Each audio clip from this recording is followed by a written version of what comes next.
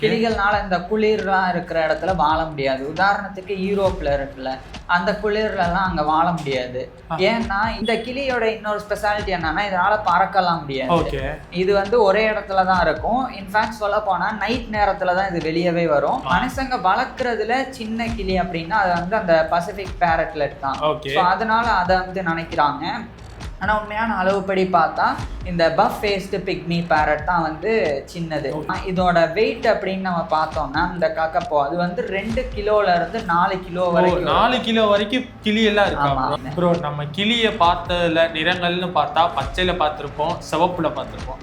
வேற என்னென்ன நிறங்கள்ல நம்மளால கிளியை பார்க்க முடியும்? வேற என்னென்ன சுவாரஸ்யமான நிறங்கள்லாம் கிளியில இருக்கு? ஒரே ஒரு குறிப்பிட்ட வகையான ஒரு இனம் இருக்கு, ரெயின்போ அப்படின்னு சொல்லி. அதாவது ரெயின்போ லோரிகேட் அப்படின்னு. அந்த ரெயின்போ லோரிகேட் அப்படின்னா பாக்குறதுக்கே வானவில் மாதிரி.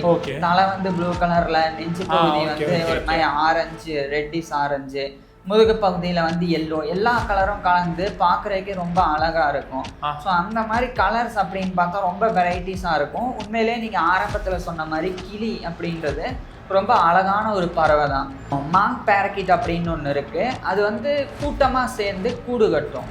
எப்படி வந்து இந்த காக்கா, தூக்கணாங்குருவி இதெல்லாம் வந்து கூடு கட்டுது, அது மாதிரி இவங்கெல்லாம் சேர்ந்து ஒரு கூட்டமாக சேர்ந்து கூடு கட்டி கூட்டமாக வந்து அந்த கூட்டில் வாழும். கிளிகள் வந்து என்ன சாப்பிடும்னா அவனுடைய நாக்கில் வந்து பிரஷ் மாதிரி இருக்கும் ஒரு அமைப்பு. அதை வச்சு பூவில் இருந்து தேனை மட்டும் உரியும். எப்படி தேனீக்கள் வந்து தேனை உரியும், அந்த மாதிரி தேனை உரியக்கூடிய கிளிகள் வந்து இருக்கு.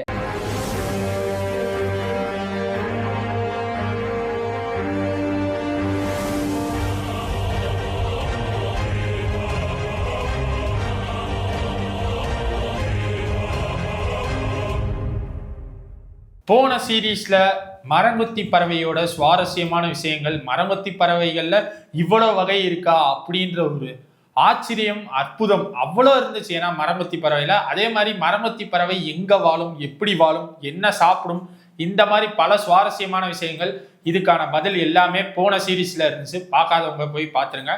மரங்கொத்தி பறவை அழகா அப்படின்னு ஒரு டவுட் வந்தப்ப அதை விட அழகு, மயிலுக்கு இது டஃப் கொடுக்குற ஒரு அளவு, மயில் ஃபர்ஸ்டா இது ஃபர்ஸ்டா அப்படின்ற கம்பைன் பண்ணி பார்த்தா நீங்க பதில் சொல்லுங்க, நான் சொன்னா கரெக்டா வராது. அப்படி ஒரு அழகில் சிறந்தது தான் கிளி.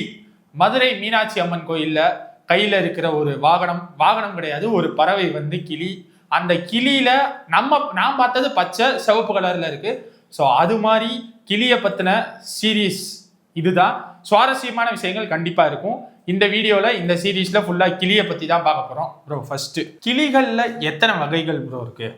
மொத்தமாக கிளிகளில் வந்து 4 ஃபேமிலி இருக்குது. அந்த 4 ஃபேமிலிக்குள்ள மொத்தமாக ஸ்பீசிஸ் அப்படின்னு பார்த்தா 410 இருக்குது. 410 கிளியா? ஆமாம், 410 ஸ்பீசிஸ், அவ்வளோ இனம் இருக்குது. ஆனால் இது வந்து வேரி ஆகும் ஃப்யூச்சரில், என்ன ஆன்கோயிங் ரிசர்ச் வந்து இருக்குது. அதே மாதிரி கிளாசிஃபிகேஷனில் சில முரண்பாடும் வந்து ஆராய்ச்சியாளர்களுக்குள்ள இருக்குது. அதனால இந்த 410ன்றது இதை தான் அதிகமாகவும் போகலாம் இன்னும் கண்டுபிடிக்கப்படும் போது. இல்லைன்னா அதை கிளாசிஃபை பண்ணும்போது இல்லை இது ரெண்டுமே ஒரே இனம் தான் அப்படின்னு சொல்லி அந்த மாதிரி மாற்றும் போது குறைய கூட வாய்ப்பு இருக்கு. ஆனால் இப்போதைக்கு இப்போ நம்ம எடுக்கிற நேரத்தில் 410 ஸ்பீசிஸ். ஓகே, இப்போ 410 வகை கிளினா நம்ம பார்த்ததுன்னு பார்த்தா 10 தானே ப்ரோ பார்த்துருப்போம் அதிகபட்சம். அப்போ மிச்ச கிளிகள்ல எங்க வாழுது? இப்படி கிளிகள்ல இருக்கா? எப்படி எங்கே வாழுதுன்னா பொதுவாக டிராபிக்கல் அண்ட் சப்டிராபிக்கல் ஏரியாஸில் தான், அதாவது வெப்பமண்டல மற்றும் துணை வெப்பமண்டல பகுதிகளில் தான் கிளிகள் வந்து வாழும். கிளிகள்னால இந்த குளிர்லாம் இருக்கிற இடத்துல வாழ முடியாது. உதாரணத்துக்கு யூரோப்ல இருக்குல்ல, அந்த குளிர்லாம் அங்கே வாழ முடியாது. ஏன்னா இதுக்கு வந்து 2 காரணம் இருக்கு. ஒன்று, குளிரை தாங்குற அளவுக்கு உடல் அமைப்பு கிளிகளுக்கு கிடையாது, அதனுடைய ரெக்கை உடம்பு எல்லாம். இது ஒரு காரணம். இன்னொரு காரணம் வந்து கிளிகளுக்கு உணவு கிடைக்காது. அந்த மாதிரி குளிர் நிறைந்த இடத்துலலாம் கிளிகள் இருந்தது அப்படின்னா அதுக்கு தேவையான உணவு கிடைக்காம போகும். அதாவது சரியா பூக்கள் பூக்காம போகிறது, விதை கிடைக்காது, அதே மாதிரி நிறைய விஷயங்கள் இருக்கு. ஸோ இதெல்லாம் தான் வந்து கிளிகள் வந்து வெப்பமண்டல பகுதிகளில் வாழ்றதுக்கு முக்கிய காரணமா இருக்கு. இப்போ கிளிகளை பொறுத்த வரைக்கும் இந்தியாவில் வாழ்றதுக்கான சூழல் இருக்கு. அப்போ இந்தியாவில் எத்தனை வகையான கிளிகள் இருக்கு, எத்தனை வாழுது? இது நம்ம வந்து எக்ஸாக்டா இப்படி சொல்ல முடியாது. ஏன்னா இந்தியா மட்டும் இல்லாம ஸ்ரீலங்கா, அதுக்கப்புறம் வந்து பக்கத்துல இருக்கக்கூடிய நாடுகள், பிளஸ் சவுத் அமெரிக்காலேயே பிரேசில், கொலம்பியா, அதுக்கப்புறம் வந்து ஆஸ்திரேலியா, இப்படி எல்லா இடங்கள்லயும் நிறைய வகையான கிளிகள் இருக்குதான். ஆனா இதுல என்ன ஒரு விஷயம்னா, நிறைய பேர் கிளி வளர்க்குறாங்கல்ல. அப்படி வளர்க்கும் போது உலகம் முழுக்க இப்ப யூரோப்லயே கூட கிளி இருக்குன்னா அது காரணம் வந்து வளர்க்கறதுக்காக கொண்டு போயிடுறாங்க. சோ இந்த கிளிகள் இந்த இடம் அப்படின்னு சொல்ல முடியாது. ஆனா இந்தியன் பேரட் தனியா வந்து இருக்கு, பச்சை கிளி, ரோஸ் ரிங் பேரட் அப்படின்னு இருக்கு. ஸோ அந்த மாதிரி எல்லாம் கிளிகள் இருக்கு இந்தியாவிலையும், தமிழ்நாட்டுல கூட இருக்கு. ஒரு முக்கியமான விஷயம் என்னன்னா, அதிகமா ஒரு நாட்டுல வந்து அதிகமா நிறைய கிளி இனம் இருக்கும்னா அது வந்து சவுத் அமெரிக்கால, குறிப்பா பிரேசில், கொலம்பியா, அதுக்கப்புறம் வந்து இந்த பக்கம் இந்தோனேசியா, அதே மாதிரி ஆஸ்திரேலியா, இந்த இடங்கள் எல்லாம் நிறைய இனங்கள் வந்து இருக்கும். இந்த 410 சொன்னேன்ல, அதுல நிறைய இனங்கள், நூற்றுக்கணக்கான இனங்கள் வந்து இந்த பர்டிகுலர் அந்த நாடுகள்லயே வந்து இருக்கு. ஓகே, இப்ப 410 வகையான கிளிகள் இருக்குல்ல ப்ரோ, அந்த 410 வகையான கிளிகளும் ஒரே அளவுல இருக்குமா இல்ல அளவு மாறுமா? அப்படி அளவு மாறினா என்ன அளவுல ப்ரோ இருக்கும்? இது அளவு வந்து மாறும் தான். ஒவ்வொரு கிளி இனத்துக்கும் ஒவ்வொரு அளவு இருக்கு. இருந்தாலும் இதை நம்ம வந்து ஒரு ஆவரேஜா இந்த சைஸ் அப்படின்னு சொல்ல முடியாது. அதுக்காக இப்படி வேணா சொல்லலாம், இருக்கிறதுல சின்ன கிளி எது, பெரிய கிளி எது அப்படின்னு. ஸோ ஃபர்ஸ்ட் இருக்கிறதுலயே சின்ன கிளி அப்படின்னு சொன்னா அது வந்து பஃப் ஃபேஸ்டு பிக்மி பேரட் அப்படின்றது தான். இது வெறும் 8 சென்டிமீட்டர்ல இருந்து அதிகபட்சமே 9 சென்டிமீட்டர் தான் வளரும். ஸோ நம்ம விரல் சைஸுக்கு இருக்கும். அதே மாதிரி அதோட எடைன்னு பார்த்தா வெறும் 10 இருந்து 11.5 கிராம் தான் இருக்கும். ஸோ அது இருக்கிறதுலே ரொம்ப சின்ன ஒரு கிளி இனம். ஆனா நிறைய பேர் வந்து நினைக்கிறது என்னன்னா, பசிபிக் பேரட்லெட் அப்படின்னு இன்னொரு கிளி இனம் இருக்கு, அதுதான் இருக்கிறதுலே சின்னதுன்னா. ஆனா இதை ஒப்பிடும்போது அது வந்து 12 இருந்து 14 சென்டிமீட்டர் வளரும், 30 கிராம் எடை இருக்கும். ஆனா அதையே நினைக்கிறாங்கன்னா, வளர்க்குறாங்கல்ல மனுஷங்க, வளர்க்குறதுல சின்ன கிளி அப்படின்னா அது வந்து அந்த பசிபிக் பேரட்லெட் தான். ஸோ அதனால அதை வந்து நினைக்கிறாங்க. ஆனா உண்மையான அளவுப்படி பார்த்தா இந்த பஃப் ஃபேஸ்டு பிக்மி பேரட் தான் வந்து சின்னது. இதுலயே வந்து பெரிய கிளி அப்படின்னு நம்ம பார்த்தோம்னா ஹயசிந்த் அப்படின்னு சொல்லி, ஹயசிந்த் மெக்காவ் அப்படின்னு ஒரு இனம் இருக்கு. இது வந்து கிட்டத்தட்ட 100 சென்டிமீட்டர் வரைக்கும் நீளம் இருக்கும். அதாவது 3.3 அடி இருக்கும் அது வளர்ச்சி. 1.2 இருந்து 1.7 கிலோ வரைக்கும் அதனோட எடை கிளி வந்து அப்ப கிலோ கணக்குல வெயிட்ல இருக்கு. ஆனா இன்னொரு விஷயம் என்னன்னா, இந்த நீளத்துல இது 100 சென்டிமீட்டர் பெருசன்னு அப்படின்னு எடுத்துக்கிட்டாலும் ககப்போ அப்படின்னு சொல்லி ஒரு கிளி இனம் இருக்கு. இது வந்து இன்னும் வந்து பெருசு, அது வந்து எடையில பெருசு. எப்படின்னா அளவுன்னு பார்த்தா 58 இருந்து 64 சென்டிமீட்டர் இருக்கும். 100 சென்டிமீட்டரோட கம்பேர் பண்ணும்போது வந்து ஒரு 2 அடி தான்.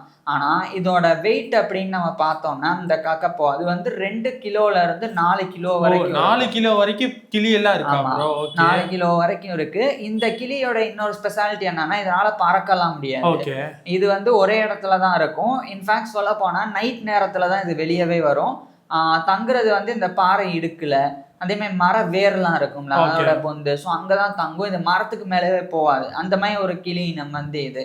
ஸோ இதுதான் வந்து இருக்கிறதுலே பெருசு, சின்னது, அது அளவு, எடை பற்றி சொல்லிட்டேன். ப்ரோ, நம்ம கிளியை பார்த்ததுல நிறங்கள்னு பார்த்தா பச்சையில் பார்த்துருப்போம், சிவப்புல பார்த்துருப்போம். வேற என்னென்ன நிறங்கள்ல நம்மளால கிளியை பார்க்க முடியும்? வேற என்னென்ன சுவாரஸ்யமான நிறங்கள்லாம் கிளியில இருக்கு? கிளியில வந்து வைப்ரண்டான ப்ளூ கலர்ல இருக்கும், அதுக்கப்புறம் எல்லோ கலர், ஆரஞ்சு, அதுக்கப்புறம் வந்து ரோஸ் கலர் இருக்கு, பிளாக் இருக்கு, ஒயிட் இருக்கு, வைலட் இருக்கா, வைலட் இருக்கு. இது எப்படி சொல்லலாம் அப்படின்னா, ஒரே ஒரு குறிப்பிட்ட வகையான ஒரு இனம் இருக்கு, ரெயின்போ அப்படின்னு சொல்லி. அதாவது ரெயின்போ லோரிகேட் அப்படின்னு. அந்த ரெயின்போ லோரிகேட் அப்படின்னா பாக்குறதுக்கே வானவில் மாதிரி, தலை வந்து ப்ளூ கலர்ல, நெஞ்சு பகுதி வந்து ஒரு மாதிரி ஆரஞ்சு, ரெட்டிஸ் ஆரஞ்சு, முதுகு பகுதியில வந்து எல்லோ, எல்லா கலரும் கலந்து பாக்குறதுக்கே ரொம்ப அழகா இருக்கும். ஸோ அந்த மாதிரி கலர்ஸ் அப்படின்னு பார்த்தா ரொம்ப வெரைட்டிஸா இருக்கும். உண்மையிலேயே நீங்க ஆரம்பத்துல சொன்ன மாதிரி கிளி அப்படின்றது ரொம்ப அழகான ஒரு பறவை தான். அதனாலதான் பொண்ணு கேட்கும்போது என்ன சொல்லுவாங்க, கிளி மாதிரி பொண்ணு இருந்தா. ஆமா, ஏன் மயில் மாதிரி சொல்ல மாட்டாங்க? மயிலும் அழகுதானே. ஆமா, ஏன் சொல்ல மாட்டாங்க? உங்களுக்கே தெரியும், மயில்ல வந்து ஆணினம் தான் வந்து அழகு. அப்ப ஏன் ப்ரோ பொண்ணுட்ட வந்து மயில் மாதிரி? அததான் நான் சொல்லலாம்னு வந்தேன். அப்ப பொண்ணு வந்து மாப்பிள்ளை பார்க்கும்போது மயில் மாதிரி, அந்த மாதிரி யாரும் சொல்ல மாட்டாங்கல்ல? சொல்ல மாட்டாங்க. சொல்லணும்னு சொல்லுங்க. சொல்லணும், நான் சொல்லவா? சரி, ஓகே. இந்த வீடியோல வேற எதுவும் சுவாரஸ்யமான இருக்கு? இதனோட வாழ்விடம் சொல்லுவாங்க. வாழ்விடம் ஸ்டார்டிங்லயே சொல்லியிருந்தோம்ல. இல்ல, நான் வாழ்விடம் அப்படின்னா இது தங்குற இடம். வாழ்விடம் அப்படின்னு சொல்லும்போது ஊரை வந்து நீங்க சொல்லியிருந்தீங்க. இது வந்து வாழ்விடம்னா எங்க நெஸ்ட்ல இருக்குமா? ஸோ கிளிகள் வந்து எங்க தூங்கும், எங்க வந்து வாழும் அப்படின்னா பயங்கரமா வந்து மத்த மரங்கொத்தி அதே மாதிரி மத்த பறவைகள் கட்டின கூடு அதுலதான் போய் தங்கும். குறிப்பா மரபொந்து அதுலதான் போய் வாழும். அதுக்கப்புறம் வந்து இந்த மரத்திலேயே இடுக்குகள் இருக்கும்ல, தானா உருவானது இயற்கை, அதுல போய் வாழும். சொந்தமாயே தான் கிளிகள் வந்து 90% மேல இருக்கும். ஆனா ஒரு சில கிளி இனம் இருக்கு டிஃப்ரெண்டா. உதாரணத்துக்கு நான் ஆரம்பத்துல சொன்ன அந்த ககப்போ அப்படின்ற அந்த ஒரு பேரட்டு, அது வந்து கீழே தான் வாழும்னு சொன்னேன்ல. அதே மாதிரி இன்னும் சில இனங்கள் இருக்கு. ஒரு குரூப் வந்து என்ன பண்ணும்னா பயங்கரமா வந்து இது பண்ணும். மாங் பேரக்கிட் அப்படின்னு ஒண்ணு இருக்கு. அது வந்து கூட்டமா சேர்ந்து கூடு கட்டும். எப்படி வந்து இந்த காக்கா தூக்கணாங்குருவி இதெல்லாம் வந்து கூடு கட்டுது, அது மாதிரி இவங்கெல்லாம் சேர்ந்து ஒரு கூட்டமா சேர்ந்து கூடு கட்டி கூட்டமா வந்து அந்த கூட்டுல வாழும். ஸோ அந்த மாதிரி ஒரு இனம் தான் இந்த ஒரு குறிப்பிட்ட மாங் பேரக்கிட்ஸ் அப்படின்றது. இது மாதிரி இருக்கு. அதுக்கப்புறம் இது என்ன சாப்பிடும், என்ன சாப்பிடும்? கிளிகள் வந்து என்ன சாப்பிடும்னா பொதுவா வந்து இது வந்து ஆம்னிவோர்ஸ் தான். அதாவது 60 to 90% வந்து பழங்கள், விதைகள், பூக்கள், பூல இருக்கிற தேனு இது மாதிரிதான் வந்து சாப்பிடும். ஆமா, அதே மாதிரி அப்பப்ப வந்து பூச்சிகள் புழுக்களையும் சாப்பிடும். அந்த மாதிரி இருக்கு. இதுல ஒரு ரொம்ப சுவாரஸ்யமானது என்னன்னா இந்த 4 ஃபேமிலின்னு சொன்னேன், அதுல வந்து சில சப் ஃபேமிலிஸ் இருக்கு. உதாரணத்துக்கு லோரிகீட் அப்படின்னு. இந்த சப் ஃபேமிலிஸ்லாம் இருக்கக்கூடிய கிளிகள்லாம் என்ன பண்ணும்னா அதோடைய நாக்குல வந்து பிரஷ் மாதிரி இருக்கும் ஒரு அமைப்பு. அதை வச்சு பூவுல இருந்து தேனை மட்டும் உரியும். எப்படி தேனீக்கள் வந்து தேனை உரியும், அந்த மாதிரி தேனை உரியக்கூடிய கிளிகள் வந்து இருக்கு. அது ஒண்ணு. இன்னொன்னு என்னன்னா மாமிசத்தை மட்டுமே வந்து, அதாவது மாமிசத்தை அதிகமா உண்ணக்கூடிய கிளி கூட. நான் வெஜிடேரியனான கிளி, நான் வெஜிடேரியன் வந்து மோஸ்ட். அதுவும் வந்து ஆனா பூக்கள் இதையும் வந்து சாப்பிடும். இருந்தாலும் அந்த கிளி வந்து பயங்கரமா நான்வெஜ்ஜை வந்து சாப்பிடும். எந்த அளவுக்குன்னா இந்த இதெல்லாம் இருக்கும்ல, ஆட்டு மேல ஏறி நின்று அதனுடைய முதுக கொத்தி அதனுடைய அந்த கொழுப்பை வந்து சாப்பிடும். சின்ன சின்ன எலிகளை வேட்டையாடும். மற்ற பறவைகளினுடைய சின்ன சின்ன குஞ்சுகளை வேட்டையாடும். இந்த மாதிரி எல்லாம் கிளிக்கு மறுபக்கமும் இருக்கு. இத பத்தி நம்ம அடுத்தடுத்து பார்க்கலாம். ஓகே, இப்போ எனக்கு ஒரு கேள்வி இருக்கு. கிளி வந்து நான்வெஜ்ஜை சாப்பிடுது, கரெக்டா? அந்த நான்வெஜ் அது சாப்பிட்டாலும் அது அழகா தான் இருக்கு. மனிதர்கள் நான்வெஜ் சாப்பிடுறாங்க, ஆனா ஏன் கிளி மாதிரி அழகா இல்ல? அது வந்து கான்ட்ரவர்சி ஆயிரும்.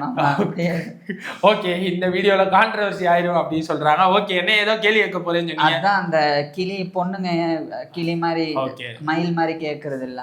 சரி, அப்ப இது ஏன்ட்ட கேட்க கூடாது, ஒரு பெண்ணிட்ட கேட்போம். இந்த வீடியோல கேட்கிறோம். பெண்கள் பாப்பீங்கல்ல, அது ஏன் கிளி மாதிரி சாரி அது மாப்பிள மயில் மாதிரி ஏன் மாப்பிள்ளை வேணும்னு சொல்ல மாட்டீங்க? பையன் மட்டும் கிளி மாதிரி பொண்ணு வேணும்னு சொல்றாங்களா? அந்த மாதிரி நீங்களும் உங்க வீட்டுல யாராச்சும் மாப்பிள்ளை பார்த்தாங்கன்னா எனக்கு மயில் மாதிரி மாப்பிள்ளை வேணும் அப்படின்னு சொல்லுங்க. ஏன் சொல்லலைன்றதை கீழே கமெண்ட்ல சொல்லுங்க. இன்னொன்னு என்னன்னா மயிலும் ஆக்ரோஷமாவும் இருக்கும். நம்ம பார்த்துருக்கோம் மயில் பத்தி. இப்படிலாம் சொன்னா எதுக்கு மயிலுன்னு சொல்லுவாங்க. இல்ல மயில் சாஃப்ட்ன்னு நிறைய பேர் நினைப்பாங்க. அது ஆண் குணம் வந்து அப்படி இருக்கக்கூடாதுன்னு சில பேர் நினைப்பாங்க. நம்மளே அப்படி சொல்லக்கூடாது, அமைதியா இருப்போம். வேண்டாம், மயிலை பத்தி உங்களுக்கு இன்னும் சுவாரஸ்யமான விஷயங்கள் வேண்டாம். மயிலை பத்தின சீரீஸ் இருக்கு. அப்புறம் சும்மா சின்ன ஹிண்ட் கொடுத்துருக்காரு. மயில் அப்படி கிடையாது, மயில் வந்து நல்ல குணமானது, அப்படி சொல்லாதீங்க. ஓகேவா? அடுத்த வீடியோல கிளியோட சுவாரஸ்யமான விஷயங்கள் இன்னும் நிறைய இருக்கு. அதை எல்லாத்தையுமே கிளியோட சீரீஸ்ல அடுத்து வரக்கூடிய வீடியோஸ்ல பார்ப்போம். உங்களுக்கு ஏதாச்சும் கிளியை பத்தின கேள்விகள் இருந்துச்சுன்னா அதை கீழே கமெண்ட்ல சொல்லுங்க. தேங்க்யூ.